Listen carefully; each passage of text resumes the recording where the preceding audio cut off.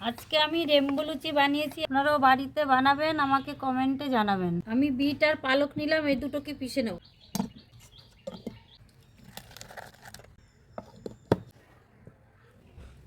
আটাটায় আমি বিট পালক হলুদ দিয়ে আলাদা আলাদা করে মেখে নেব।